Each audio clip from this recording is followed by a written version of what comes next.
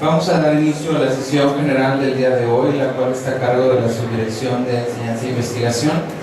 Y en esta ocasión se ha convocado al doctor Óscar Manuel Berlanga, quien es pediatra, neonatólogo y jefe de la División de Pediatría, profesor titular del curso de Pediatría Médica y recién nombrado investigador en Ciencias B del Sistema Nacional de Salud, el cual nos hablará acerca de la sensibilidad y especificidad de emisiones otoacústicas en 2 hospitales de provincia. Evadiendo el silencio. Doctor, bienvenido. Bueno, sí. Gracias a todos los que se levantaron temprano a escuchar uno de los trabajos de investigación realizados por mis compañeros y su servidor. Primeramente quisiera agradecer a todos ellos, con excepción mía, pero a todos ellos por su apoyo incondicional. Siempre he dicho yo que estas investigaciones son como nuestros hijos, y esta investigación sufrió mucho. Eso es bien importante. Se trataba de detectar hipoacusia en el recién nacido. Nosotros y su servidor sabíamos que existían 2 tipos de potenciales evocados auditivos automatizados en el hospital. Resulta que cuando íbamos a empezar, ninguno de los equipos funcionaba y ya tenía cierto tiempo sin funcionar. Nos dimos a la tarea de tratar de conseguir un equipo. Hablamos con la IP, hablamos con el señor director, que le doy las gracias públicas, porque gracias a él se logró conseguir un equipo rentado, pero se logró conseguir hasta 5 meses después. Aparte de eso, se tuvo que cambiar la logística. Los potenciales invocados auditivos se hicieron en el mismo lugar donde se hicieron las emisiones otoacústicas, en un consultorio en el Hospital General. Entonces todo eso implica mucho trabajo, mucho esfuerzo, mucha atención, y empezamos en agosto del 2014. Eso es bien importante. Tuvimos que capacitar personal especial para que pudiera tomar esos estudios especiales durante el procedimiento, aunque las emisiones otoacústicas ya teníamos experiencia en el Hospital General desde el 2005, que fue cuando entró por primera vez las emisiones otoacústicas en el recién nacido, con equipo automatizado, y gracias al doctor Salinas del Hospital General se logró eso. Entonces ya teníamos algo de experiencia con algunas publicaciones, con emisiones otoacústicas, pero en potenciales evocados todavía no tanta. Es importante que lo que les voy a presentar, el enfoque es un poco diferente. Primero les presento cómo fue que nació mi preocupación sobre esto y el impacto que tiene sobre nuestro recién nacido. Ténganme paciencia, por favor. Muy bien, nuestro título es sensibilidad y especificidad de emisiones otoacústicas en 2 hospitales de provincia, y aquí llamando mucho la atención, porque nosotros los médicos de provincia se nos pasan muchos detalles, especialmente, o tal vez no se nos pasen, pero no tenemos los equipos y la tecnología para poder manejar estos pacientes o detectarlos a tiempo. Especialmente, y no queda exento, Ciudad Victoria. En los países subdesarrollados es donde se ve más esto, y lo vivimos paso a paso. La cultura de investigación para el personal de apoyo es todavía muy baja en nuestras comunidades, y seguimos viendo muchos problemas de este tipo. Evadiendo el silencio, creo que esto es bien importante. La siguiente. Partimos desde aquí. La audición es el mecanismo a través del cual se adquiere el lenguaje. Por lo tanto, la detección temprana, el diagnóstico rápido y empezar la terapéutica lo más pronto posible es fundamental para ellos específicamente. La siguiente. En México, esto lo saqué de esta referencia de 1984 y no dista de estar muy lejos. En México hay pocas publicaciones, actualmente ya hay más publicaciones, pero la comunidad médica, especialmente en provincia, desconoce mucho sobre esto. Y cuando no tienes el equipo especializado y la tecnología, Esto se nos pasa fácilmente y vamos detectando a nuestros pacientes después del año. Incluso se han sacado promedios de edad hasta 2 o 3 años, cuando ya es muy difícil poder mejorar esos pacientes. La siguiente. Desde 1978, David Kemp acuñó emisiones otoacústicas evocadas. Él demostró que la cóclea era capaz de producir y recibir sonidos a los que se le denominó emisiones otoacústicas, y después de aquí se vino el boom de las investigaciones y la producción y mejoría en la tecnología y en los estudios científicos, logrando producir equipos súper especializados, automatizados, para detectar hipoacústica en recién nacido con emisiones otoacústicas, incluso sin que esté capacitado el personal al lado de la cama o cuna del paciente. Y eso es bien importante, ya lo pudimos demostrar en algunas investigaciones. La siguiente. Los primeros programas detectaban hipoacusia alrededor del año, pero como les digo, normalmente a los 2, 3 años, a veces 4 o 5 años, incluso lo seguimos viendo. Se utilizaba principalmente observación de conducta auditiva menor, y todo se basaba en aspectos visuales de la comunicación.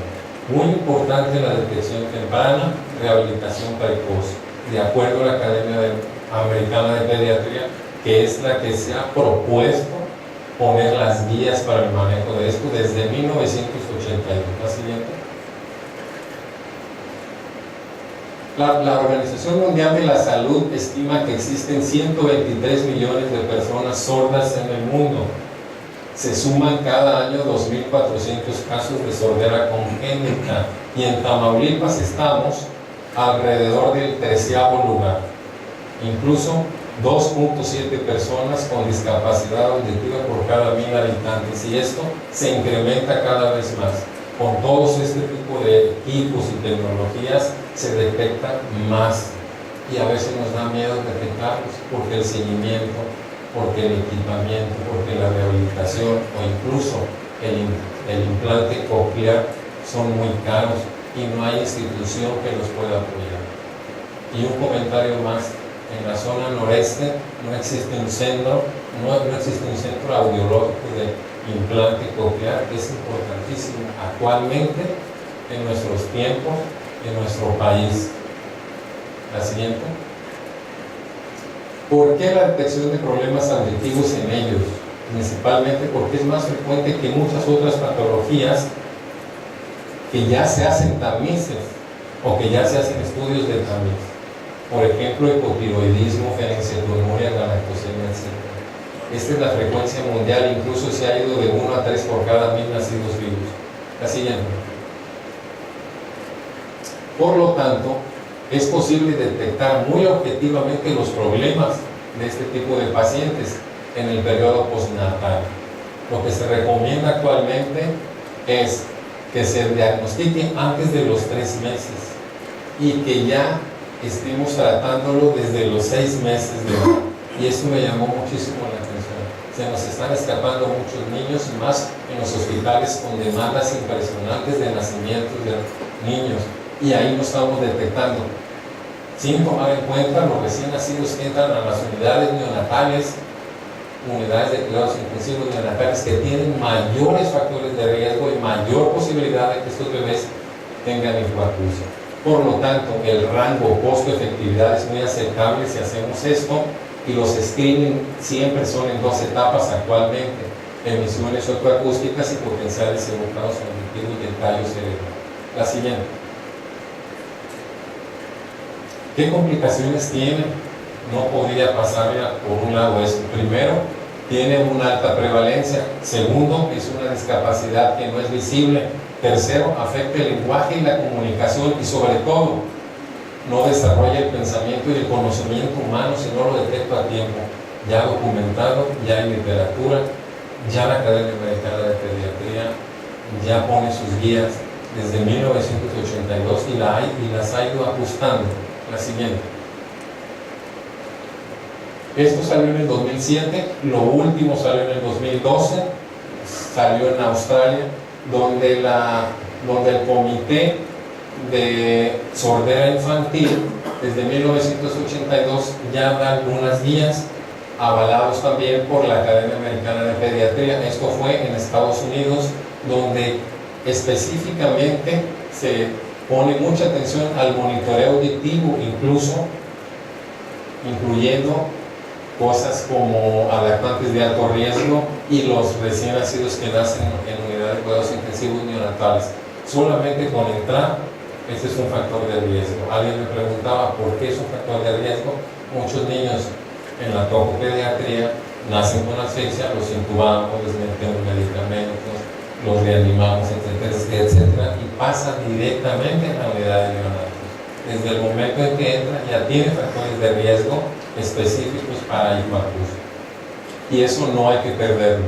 También dio directrices sobre el monitoreo en los primeros meses de edad, sobre confirmar y darle seguimiento a este tipo de pacientes y diagnosticarlos antes de los 6 meses, específicamente antes de 3 meses, y a los 6 meses darle la terapéutica. La siguiente. También estarlos siguiendo y monitorearlos con tecnología de punta, que eso es importante. Otro punto que no dejaron ellos a un lado es la familia, el posto, la comunicación con el médico, porque mucho de esto lo estamos dejando muy afuera. El manejo de este tipo de niños no solamente es diagnosticarlo, no solamente es manejarlo, no solamente es operarlo o intervenirlo, sino también es el posto, es la familia, es la atención, es el dolor que tienen ellos. Eso es bien importante. La siguiente. Y sobre todo la privacidad del manejo de la información. Y esto ya está documentado. Algo que no se nos debe de olvidar es si la pérdida auditiva no es identificada antes de los 6 meses de edad, es difícil o casi imposible adquirir el lenguaje, desarrollo de habilidades cognitivas e incorporarse a la sociedad. Normalmente van ya en desigualdad estos bebés y documentado ya en la literatura. En la siguiente. Hay mucha investigación sobre esto.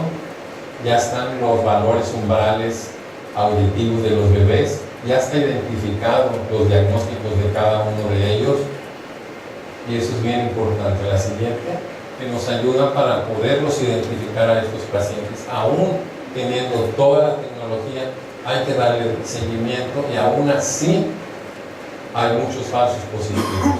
Las emisiones supraacústicas, por lo tanto, es una energía vibratoria generada en el caracol, células ciliadas externas, que se desplaza a través de las estructuras del oído medio para ser traducidas como un sonido en la membrana timpánica.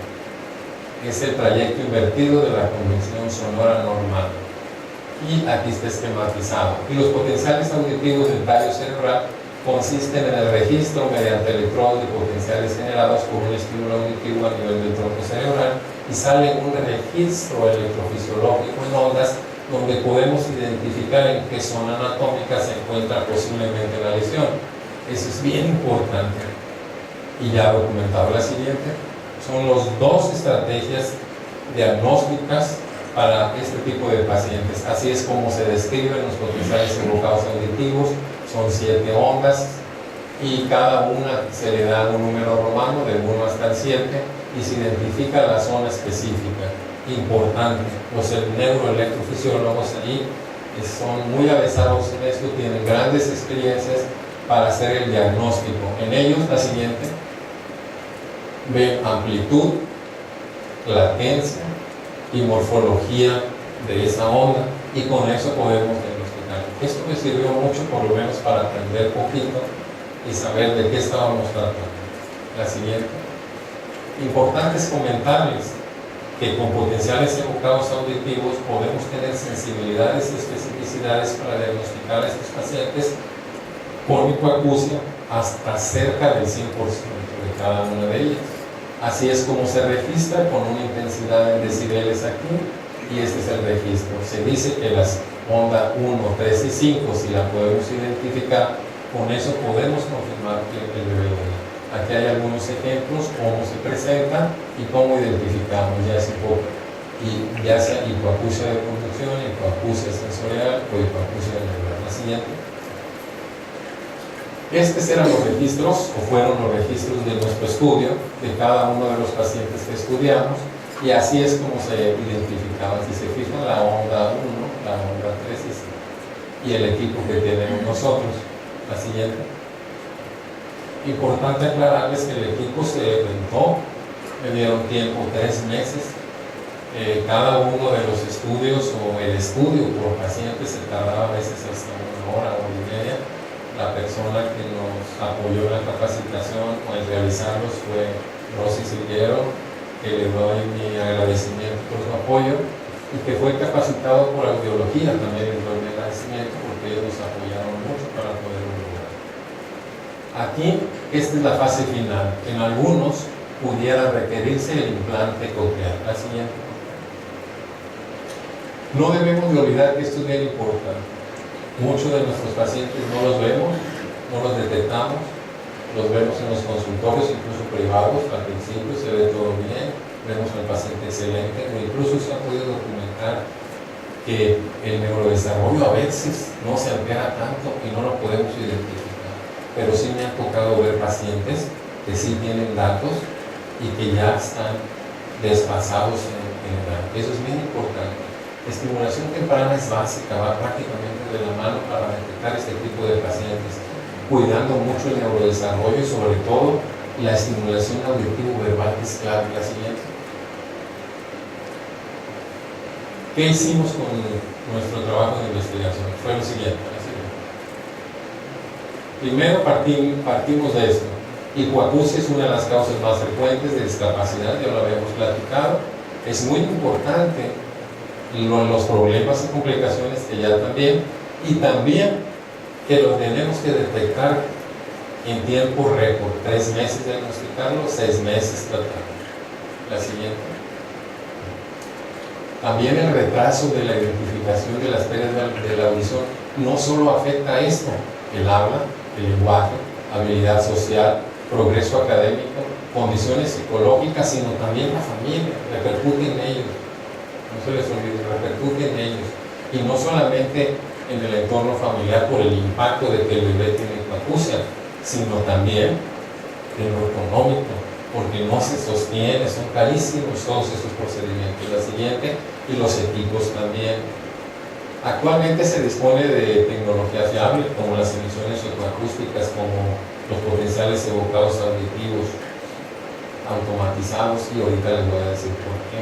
Se han desarrollado equipos portátiles, que al final de la plática les presento una fotito. Incluso se toman los potenciales evocados auditivos con el VERA ahí en la cuna del paciente, en menos de 10 minutos ya tiene los 3 potenciales evocados auditivos. No contamos con ese equipo, no sé por qué, y eso es bien importante. Incluso con emisiones ecoacústicas, el equipo para automatizar o pequeñito no lo tenemos como en el hospital general, que lo tenemos ahí cerquita. Aquí no lo tenemos para llevarlo incluso a la cuna del paciente, y eso sería importante para esto, especialmente en las unidades donde hay mayor riesgo. Clave. La siguiente, por favor. ¿Qué nos llamó la atención a nosotros? Primero, ¿por qué en la literatura nacional, mundial, había estos rangos de sensibilidad y especificidad tan variados? ¿Por qué no todos decían sensibilidad del 100 o sensibilidad del 95 para arriba y especificidad del 95 para arriba? ¿Por qué no? ¿Algo les pasa? ¿Por qué unos me reportan hasta el 50% de sensibilidad? Y eso me llamó mucho la atención a mí. Nosotros tomamos en cuenta el estándar de oro para los potenciales evocados auditivos, y comentarles también que las sensibilidades y especificidades de los potenciales evocados auditivos en manos expertas llega hasta casi el 100%. Puede ser que alguien me diga, no, el 100% no llega, pero si hay literatura. La siguiente. ¿Por qué se justifica esto? Por lo que les digo ahorita. La pérdida auditiva es el defecto congénito más común, 100 veces más frecuente que la fenilcetonuria, 10 veces más frecuente que el hipotiroidismo, 5 veces más común que el síndrome de Down y 25 veces más que la espina bífida. Ya con ese simple hecho, pues hay que estudiar a esos pacientes, hay que tamizarlos y hay que saber si es cierto todo lo que les comento. La siguiente. Entonces, ¿cuál fue nuestra pregunta? Una sola pregunta que de veras nos hizo pensar mucho. ¿Cuál es la sensibilidad y especificidad de las emisiones otoacústicas en recién nacidos sanos sin factores de riesgo? Eso fue lo que me llamó mucho la atención. La siguiente, y mi pregunta. Nuestros objetivos fueron los siguientes. La siguiente. Objetivos generales: comprobar la sensibilidad de las emisiones otoacústicas para el diagnóstico de hipoacusia y sordera en el recién nacido sin factores de riesgo, y comprobar la especificidad de las emisiones otoacústicas para el diagnóstico de hipoacusia y sordera en el recién nacido sano sin factores de riesgo. Esta es una primera etapa para saber por qué había tanta diferencia en estas dos situaciones que a mí me interesaban mucho. ¿Por qué me daban esos valores? La siguiente, por favor. También como objetivos específicos determinar la fiabilidad de las emisiones otoacústicas en el diagnóstico de hipoacusia y sordera del recién nacido sin factores de riesgo, y se lo remarco un poquito aquí. Garantizar el diagnóstico temprano de hipoacusia y sordera en el recién nacido sano sin factores de riesgo. Esos fueron los objetivos específicos. La siguiente, por favor. ¿Cuál fue el diseño de estudio? Preliminar, descriptivo, transversal, cuasi experimental y analítico. La siguiente. Fue un estudio multicéntrico, aunque fueron solamente 2 hospitales. Se realizó en el Hospital Regional de Alta Especialidad y en el Hospital General de Ciudad Victoria. De agosto a octubre, por todo lo que les platico, porque de veras fue difícil el camino. La siguiente. ¿Cuáles fueron los criterios de inclusión? Pues primero, haber nacido en cada uno de los hospitales y no tener y ser recién nacidos ambos sexos, recién nacidos con otoscopía normal, consentimiento de los padres, importante para el estudio. La siguiente, por favor. Malformaciones craneofaciales incluyendo anomalías del pabellón y conducto auditivo, recién nacido con antecedentes de hipoacusia y sordera, infecciones intrauterinas de donde entran todas estas, peso al nacimiento menor de 1500 o ser prematuro, hiperbilirubinemia, uso de fármacos ototóxicos. La siguiente, por favor. Meningitis bacteriana o pacientes con sepsis, hipoxia isquémica perinatal o asfixia al nacimiento, ingreso en la unidad de cuidados intensivos neonatales. Importante, ya ese es un factor de riesgo. En la literatura incluso dicen que de 5 días en adelante, pero como les comento, si ese bebé nace en la toco y le hacemos un montón de cosas, ingresa el paciente a la unidad de cuidados intensivos neonatales y desde ese se cuenta el primer día, y por eso lo toman desde que ingresa a la unidad de cuidados intensivos neonatales. Estigmas asociados a síndromes que cursan con hipoacusia. La siguiente, por favor. Y nuestros criterios de eliminación: mediciones por interferencia de ruido ambiental, emisiones otoacústicas. La siguiente, por favor. El tamaño de la muestra fue constituido por 63 recién nacidos sanos, sin factores de riesgo, considerando un muestreo probabilístico y a conveniencia. La siguiente, por favor. Nuestros potenciales evocados auditivos del tallo cerebral se consideró como prueba estándar de oro por las altas sensibilidades y especificidades para hacer el diagnóstico. La siguiente. El análisis estadístico: se utilizaron estadísticas descriptivas para variables cualitativas, tablas de contingencia para medición de sensibilidad y especificidad de las emisiones otoacústicas, y se almacenó en el programa SPS versión 20 para Windows XP. La siguiente, por favor. No nos olvidamos de los aspectos éticos. Seguimos las normas y reglamentos de la Ley General de Salud de la República Mexicana y Declaración de Helsinki del 64, enmendadas en octubre del 2000. Fue aceptado el proyecto de investigación por los comités de ética del Hospital Regional y del Hospital General. La siguiente. Y se consideró, de acuerdo a los aspectos éticos, de riesgo mínimo, de acuerdo al reglamento de la Ley General de Salud en materia de investigación. Y aquí está la siguiente. Se siguió una metodología específica para emisiones otoacústicas. La siguiente. Para potenciales evocados auditivos se intentó ambiente tranquilo, confortable, libre de ruidos y un sueño fisiológico. Otoscopía previa para verificar permeabilidad del conducto auditivo externo. Se utilizó este equipo. No olvidar que fue rentado. La siguiente. y no es el más nuevo per se. Muy bien. Para potenciales evocados, un agradecimiento a nuestra bióloga del hospital que nos apoyó mucho en esto, aunque así totalmente no participó en el estudio, pero nos apoyó. La siguiente, por favor. Para potenciales evocados auditivos de tallo cerebral se dio este seguimiento. Los recién nacidos con pruebas anormales fueron canalizados con el otorrino para su valoración, manejo, rehabilitación en su casa, por medio de este tipo de asesoría y asesoría a los padres. Si el veredicto final tuvimos un experto que dio todo lo registro, un neurofisiólogo, lo revisó todo y él fue el que dio el veredicto final, si oían o no oían de acuerdo al registro. Era inapelable. Nosotros quisimos poner que los dudosos se consideraban como no oyentes o audición normal. Alguna literatura dice que el dudoso lo tiene que repetir, revisarlo, etcétera, etcétera. Pero bueno, eso fue algo sui generis del estudio. Estos en algunos lados también los excluyen totalmente. La siguiente, por favor. Nuestros resultados fueron los siguientes. De acuerdo al sexo, masculinos fueron 58.73. La siguiente, por favor. De acuerdo a los días en que se tomó el estudio, días después del nacimiento, el 77.80% entre 4 y 7 días. La siguiente, por favor. El promedio de peso, o la media, fue 3.272.14 gramos. La siguiente, por favor. De acuerdo a la edad gestacional, el 65.07% estuvo entre 37 y 39 semanas. La siguiente, por favor. Las emisiones subaacústicas de los 63 pacientes de los 126 oídos salieron normales. La siguiente, o todos pasaron.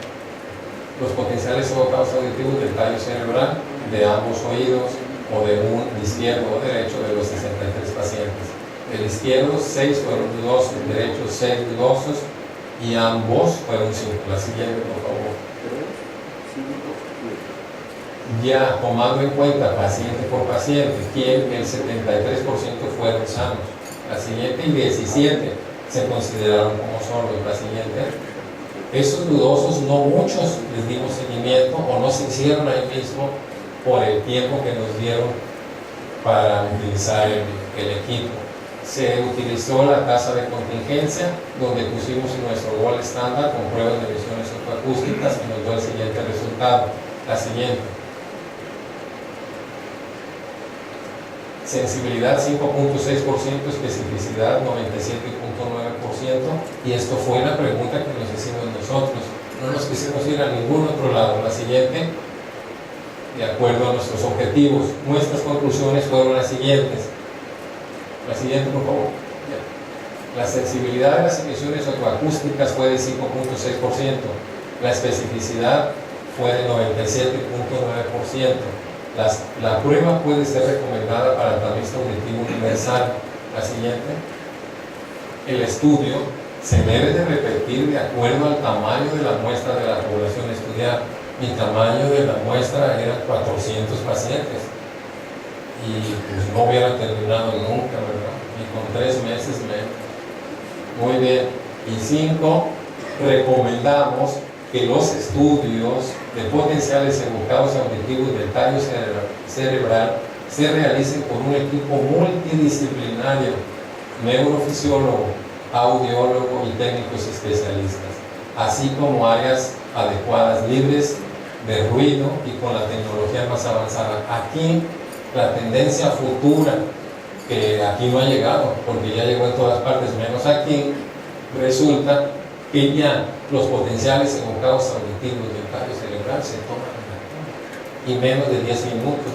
El bebé dormido no lo tengo que sedar y ya con eso puedo identificarlo. Se llama el equipo Vera A, y aparte de todo eso tiene una sensibilidad cerca del 100, especificidad cerca del 100. Y traigo el artículo ahí nuevecito y se está quemando. La siguiente, por favor. Me despido y les doy mi agradecimiento por tenerme paciencia. Con esto, decir James Barry, 1860-1937, y cuánta razón tiene este cuarto. Un científico es una persona que siempre tiene algo nuevo que decir, pero no sabe cómo. Y eso está interesante. La siguiente, este es el equipo Vera A o Verafone A, en donde se hace rapidísimo, en menos de 10 minutos se hace el estudio, identificas al paciente, le das el seguimiento, lo pasas con los expertos, y estos niños no solamente es identificarlos, como les digo, sino también darles seguimiento, porque muchas veces yo lo identifico que sí, y resulta que al final no. Entonces eso es bien importante. No sé si hay alguna duda, algún comentario. Muchas gracias por su atención.